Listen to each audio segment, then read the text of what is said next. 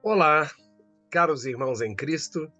Aqui é Carlos Alberto Mendonça, cooperador, trabalhador da Casa de Bezerra, e estou neste canal da nossa casa virtualmente aqui pela internet. Mais uma vez aqui estamos para falar, sentir, refletir e nos harmonizar com o estudo do Evangelho de Jesus à luz da doutrina espírita. E que os nossos amorosos amigos espirituais continuem nos amparando nestes momentos de grandes desafios. E reforço o convite. Vamos nos permitir uma pausa para a reflexão e harmonização de nossas mentes e corações, sempre voltados para a luz que nos direciona ao bem. E hoje eu quero falar com vocês sobre o sinal de Jonas, passagem que está em Mateus, capítulo 12, versículos 38 a 42. E lá no Evangelho de Mateus, especificamente nos versículos 33 a 37, encontramos essa passagem do Mestre Jesus. Vamos ler e relembrar. Nisso, alguns escribas e fariseus tomaram a palavra dizendo: Mestre, queremos ver um sinal feito por ti. Ao qual Jesus replicou: Geração má e adúltera. Está pedindo um sinal, mas não lhe será dado outro sinal, senão o do profeta Jonas. Pois como Jonas esteve 3 dias e 3 noites no ventre da baleia, assim o Filho do Homem passará 3 dias e 3 noites no seio da terra. No juízo, os habitantes de Ninive vão levantar-se com esta geração e vão condená-la, porque eles fizeram penitência, ouviram a pregação de Jonas. E aqui está alguém maior que Jonas. No juízo, a rainha do sul vai levantar-se com esta geração e vai condená-la. Por meio dos confins, porque veio, melhor dizendo, dos confins da terra, para ouvir a sabedoria de Salomão. E aqui está alguém maior que Salomão. Passagem um pouco extensa, mas vamos relembrar. Os fariseus e os escribas pedem a Jesus o quê? Uma demonstração de um prodígio ou um sinal para que eles pudessem comprovar a autoridade do Mestre como Messias ou até mesmo como um profeta. Mas Jesus lhes recusava a dar qualquer sinal. Por outro lado, Jesus informa que por muito menos povos chamados gentios aceitaram os ensinamentos de Deus. Contudo, lhes fornece apenas um sinal, aquele referente ao que mais tarde seria conhecido como o da sua ressurreição. Jesus associa esses 3 dias em que o profeta Jonas permaneceu no ventre da baleia ao período aproximado que aconteceria entre a sua morte por crucificação e a sua ressurreição. Quando pesquisamos, vamos encontrar que Jonas era o nome de um dos profetas de Israel, filho de Amitai, natural de Gate. E antes de findar o reinado de Jeroboão II, estão lá nos escritos, Jonas profetizou que Israel recobraria os antigos limites desde a entrada de Amate, uma localização, até o mar do deserto. E o profeta Jonas, ele é considerado como um dos profetas menores. Vamos entender um pouco isso. A denominação de profeta maior e profeta menor não está relacionado, digamos, à grandeza do trabalho realizado pelos profetas lá do Antigo Testamento, mas sim a dimensão ou tamanho do livro que eles escreveram. Olha que interessante. Assim, Isaías, Jeremias, Ezequiel e, por exemplo, Daniel, foram denominados profetas maiores.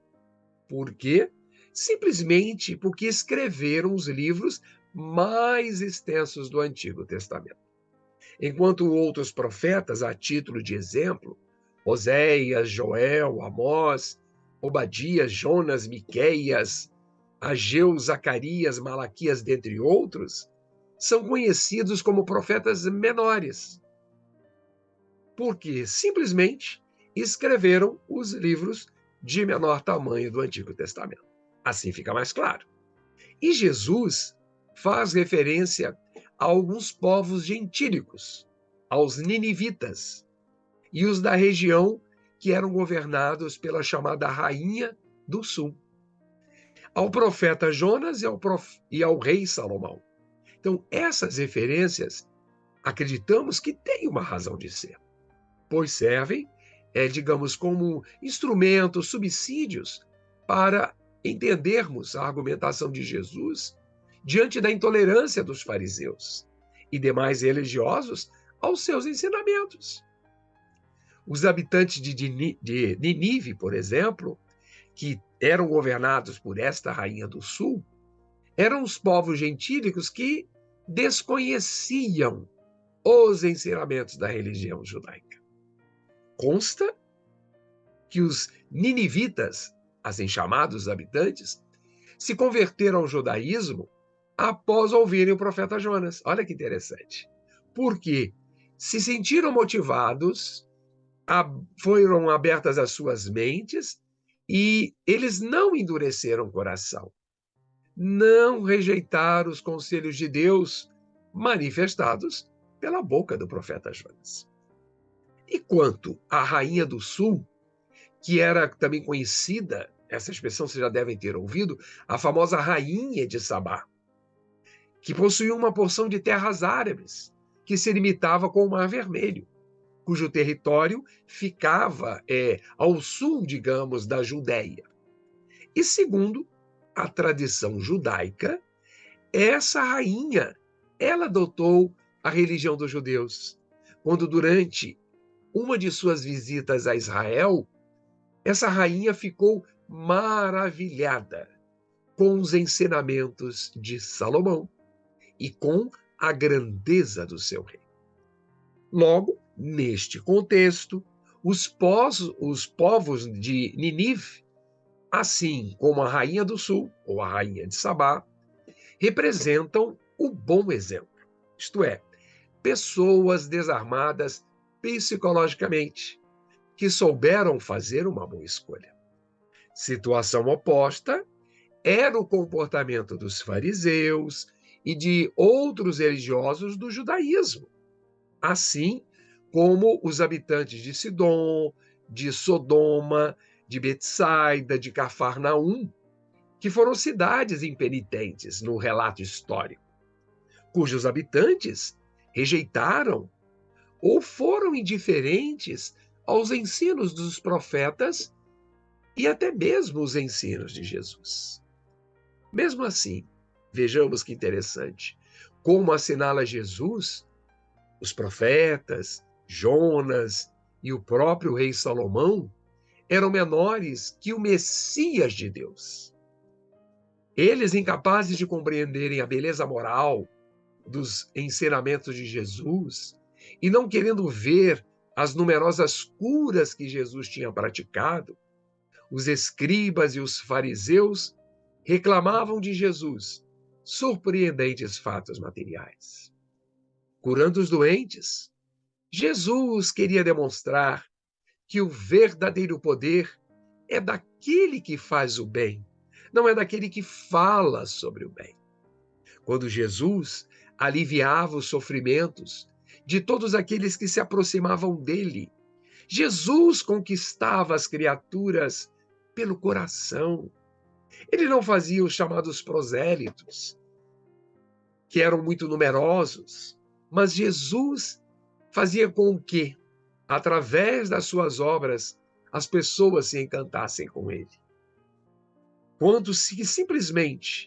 Quando foram tocados em seus olhos por Jesus, aqueles que simplesmente se aproximavam, sentiam a magnitude, o poder envolvido e emanado por Jesus e se sentiam beneficiados.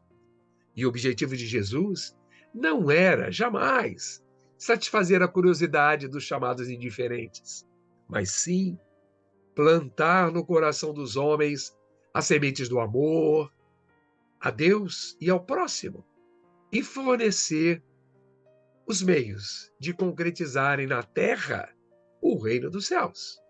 Por isso, Jesus não atendeu ao pedido que os sacerdotes lhe fizeram. Simples assim. Com isso, nós conseguimos entender esta passagem. E é isso que temos para as nossas reflexões do encontro de hoje. Desejo que tenhamos, de alguma maneira, aproveitado este momento e reforço a vontade de estarmos juntos na próxima semana, na qual teremos a possibilidade de falarmos do Evangelho de Jesus à luz da doutrina espírita. E se você gostou dessa mensagem de Jesus e acredita que ela fará também sentido para alguém, fique à vontade para divulgar, para compartilhar essa mensagem cristã. Desejo, então, uma excelente semana a todos nós. Fiquem em paz, continuem se cuidando e um fraterno abraço em todos. Muita paz.